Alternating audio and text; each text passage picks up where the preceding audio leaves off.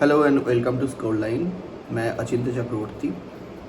तो इस चैनल में पहली बार ये पहला ही वीडियो है और पहली बार मैं आप लोगों के सामने आ रहा हूँ। तो क्रिकेट के बारे में बहुत सारे बात करने हैं, बहुत सारे चीज़ों के ऊपर बात करने हैं। क्रिकेट को क्रिकेट की तरह ही लेने हैं और बहुत दिनों से सोच रहा था कि एक चैनल बनाया जाए और थोड़ा बहुत क्रिकेट के बारे में थोड़ा एनालिसिस करते हैं और गेम को समझने की कोशिश करते हैं, थोड़ा बेटरमेंट को समझने की कोशिश करते हैं। बहुत सारे डाउनफॉल आया हुआ है बहुत सारी टीमों के ऊपर और बहुत सारी टीम ऐसे है कि वो बहुत ही शानदार तरीके से अभी इस वर्ल्ड कप में खेलते हुए नज़र आए हैं। तो आज एक मैच था इंग्लैंड वर्सेस न्यूजीलैंड का, सुपर 8 का मैच था।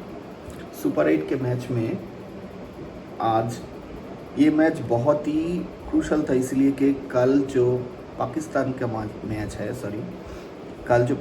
मैच है ये बहुत ही अहम हो जाता है, इसीलिए कि पाकिस्तान का क्वालिफिकेशन इसी मैच पे डिपेंडेबल था। अब इस मैच के बारे में बात करने से पहले एक बात कहना बहुत ही ज़रूरी है कि आज सुबह ही रिंकू सिंह का पापा गुज़र गए हैं और हमारी तरफ से बहुत ही दुखद घटना है ये, क्योंकि रिंकू सिंह केकेआर के तरफ से ही खेलता है और इंडियन टीम के बहुत ही एक ख़ास खिलाड़ी है। और अगर देखा जाए तो मैं भी कोलकाता से ही रहता हूँ और केकेआर के हर एक मैच फॉलो करता हूँ। रिंकू सिंह के जो ऐसा नहीं है कि मैं केकेआर को फॉलो करता हूँ इसलिए रिंकू सिंह के इस बारे में बहुत ज़्यादा ख़राब लग रहा है, ऐसा नहीं है। क्योंकि मैंने ना केकेआर को 2008 से, जब से आईपीएल शुरू हुआ है तभी से फॉलो कर रहा हूँ। और सिर्फ यही नहीं, इसके जो नए नए प्लेयर आते रहते हैं, नए नए प्लेयर, बहुत सारे प्लेयर को मैंने देखा है कि उसका ब्रॉन ऑन ब्रॉट अप कैसे हुआ है एज ए क्रिकेटर।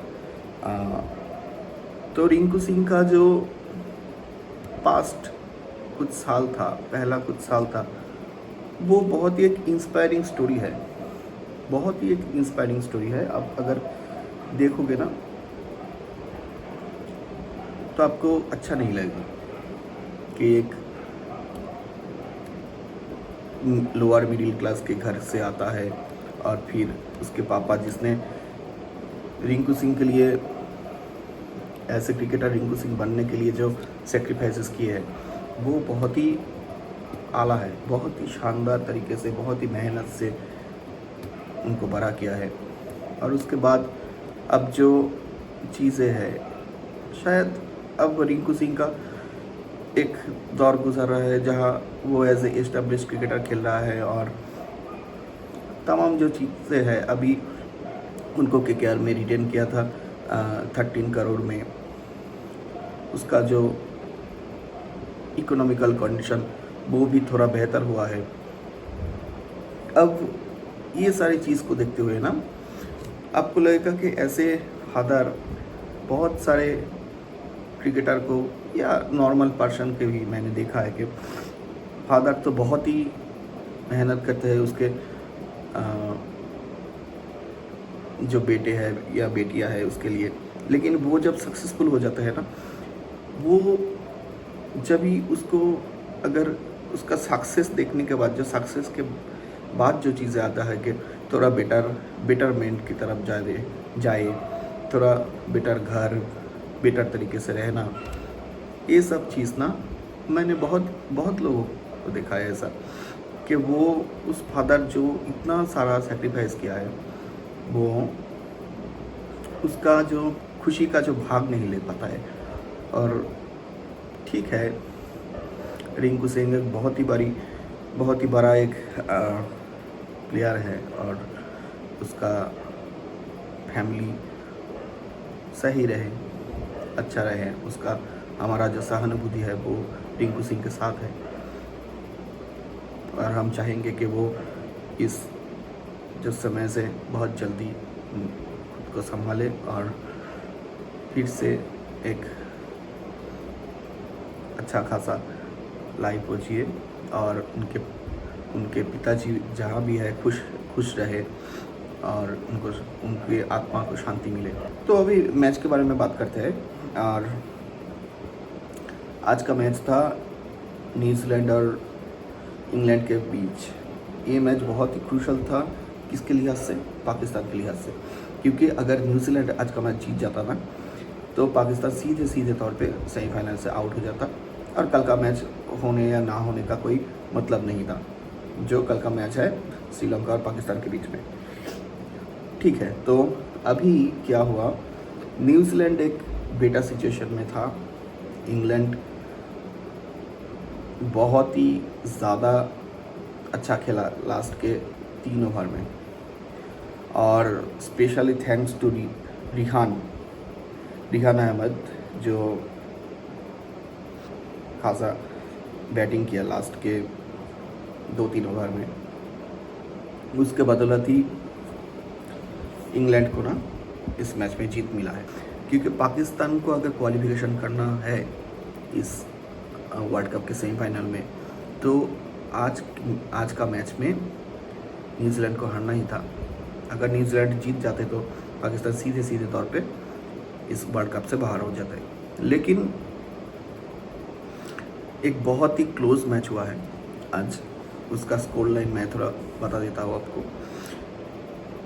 तो न्यूजीलैंड पहले बैटिंग करता है और 20 ओवर में 159 रन ही बना पाता है, और इसमें हाईएस्ट स्कोरर था ग्लेन फिलिप्स, जो आपको पता है कि बहुत ही शानदार एक क्रिकेटर है। ग्लेन फिलिप्स के 39 रन थे 28 बॉल्स में। यही न्यूजीलैंड का हाईएस्ट भी था और इसी मैच का भी हाईएस्ट इंडिविजुअल स्कोर यही है। और उसके बाद अगर देखोगे इंग्लैंड जब चेस करने आते हैं तो फिल सल्ट और जॉस बटलर पहले ओपनिंग करने आते हैं और दोनों विकेट बहुत ही जल्दी गिर जाता है इंग्लैंड का। लेकिन रियान अहमद जो उनका 8 नंबर पे बैटिंग करने आया, वो सिर्फ 7 बॉलों में 19 रन का स्कोर है उनका, जिसमें 2 छक्के और 1 चौका भी शामिल है। उनका स्ट्राइक रेट अगर देखोगे ना 271 का स्ट्राइक रेट से वो खेला। और मेरा तो यही मानना है कि हालांकि विल जैक्स ने भी बहुत अच्छा पारी खेला, एक 18 बॉल में 32 रन का, जिसमें 4 चौके और 1 छक्का भी है। लेकिन रियान अहमद का उस वक्त विल जैक्स के साथ खड़ा होना था, क्योंकि अगर खड़ा नहीं हो पाता ना, एक तरफ से ये रन नहीं बन सकता था, दोनों तरफ से ही रन बनना ज़रूरी था इंग्लैंड की तरफ से। और इसीलिए रियान अहमद का वो जो इंडिविजुअल पारी था बैटिंग एज ए बैट्समैन, वो बहुत ही क्रूशल रह गया इंग्लैंड के लिए। सिर्फ इंग्लैंड के लिए नहीं, पाकिस्तान के लिए भी, क्योंकि अब न्यूजीलैंड हार चुका है और न्यूजीलैंड इंग्लैंड के साथ हारने के बाद ना पाकिस्तान का एक मौका ओपन हो गया है इस सेमीफाइनल में आने के लिए। और ये जो चांस है पाकिस्तान के लिए, मुझे लगता है ये बहुत गेटेबल एक चांस है, क्योंकि अगर आप कैलकुलेशन देखोगे, अगर कोई टीम, अगर पाकिस्तान पहले बैटिंग करते हुए 164 से लेकर 175 के बीच में अगर रन बना पाता है तो उनको डिफेंड करना है और जीतना है 64 या 64 के ऊपर के रन से। लेकिन अगर श्रीलंका पहले बैटिंग करने के लिए आता है और सेम 164 से लेकर 175 के बीच में रन बना पाता है, तो पाकिस्तान को ना वो चेज़ 13.3 ओवर के अंदर कंप्लीट करना है। अभी इस मैच के बारे में बात कर लेते हैं थोड़ा। अगर आप देखोगे ना, वो 1 ओवर जो ग्लेन फिलिप्स का था और 22 रन जड़ दिए टोटल रियान अहमद और विल जैक्स ने, वो बहुत भारी पड़ गया। सीधे तौर पर देखोगे तो वो बहुत भारी पड़ गया न्यूजीलैंड के लिए। ऐसा नहीं है कि ग्लेन फिलिप्स पहले डेथ ओवर में बॉलिंग नहीं किया था, वो पहले भी कर चुके हैं और आज भी उनके ऊपर भरोसा दिखाया गया। लेकिन होता है ऐसा एक दिन, जिस दिन किसी का भी ख़राब चला जाता है। लास्ट के एक ओवर उनके बहुत ही ख़राब गया। ग्लेन फिलिप्स का देखोगे तो 4 ओवर में 43 रन और 1 विकेट, जिसमें 22 रन के आखिरी के ओवर में आए हैं। तो 3 ओवर में 21 रन, यही उनका रन था पहले 3 ओवर में, और लास्ट के ओवर में 1 ओवर में 22 रन आ गए। तो वो पूरा बहुत हद तक इंग्लैंड वही ओवर से जो 18 ओवर था, 18 ओवर था, उसमें ही बहुत ज़्यादा पकड़ लिए न्यूजीलैंड को। और उसके बाद आया सेंटेनर का ओवर, और सेंटेनर के ओवर भी ठीक ठाक ही चल रहा था। लास्ट बॉल में एक छक्का रियान अहमद का, वो बहुत ही कॉस्ट कर गया न्यूजीलैंड के तरफ से। और लास्ट के 1 ओवर में तो रन ही नहीं बचा था, मैट हेनरी डालने आए और ठीक है 3 बॉल में ही बन गया था। लास्ट के जो 5-6 रन बाकी थे वो। आपको क्या लगता है कि पाकिस्तान को क्या करना चाहिए? पहले बैटिंग करना चाहिए या फिर बॉलिंग करना चाहिए?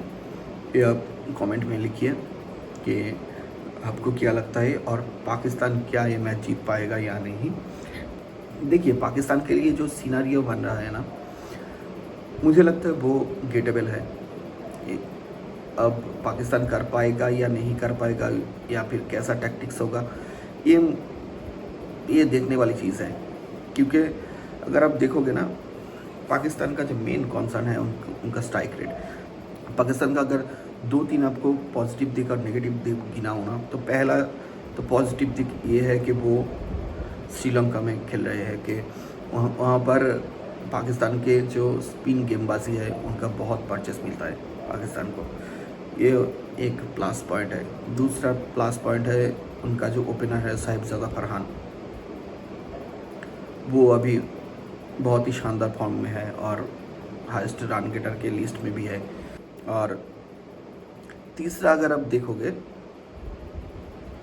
तीसरा एक चीज़ है जो है उस्मान तारिक, बाबर आजम, उनका जो सबसे एक्सपीरियंस बल्लेबाज है, उनका बैटिंग स्ट्राइक रेट बहुत ही उतना कन्विंसिंग नहीं है। ठीक है, और बहुत ही कॉन्सर्निंग है।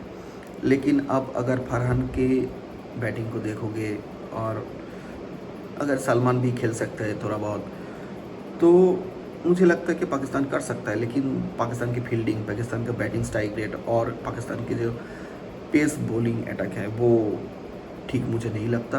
और इस बार अगर इन 3 चीज़ों में अगर एक चीज़ और 2 चीज़ भी ठीक हो जाएगा, तो मुझे लगता है कि पाकिस्तान सेमीफाइनल में आ सकता है।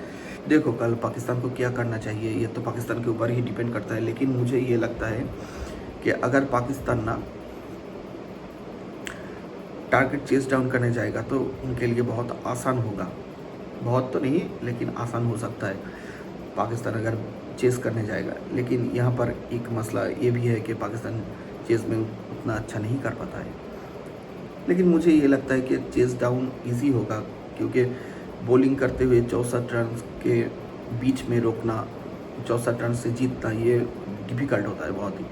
क्योंकि अगर श्रीलंका अगर चाहते हैं कि अगर मान लो कि पाकिस्तान अगर 180 रन करती है तो उनको शायद 70 रनों से जीतना पड़ेगा।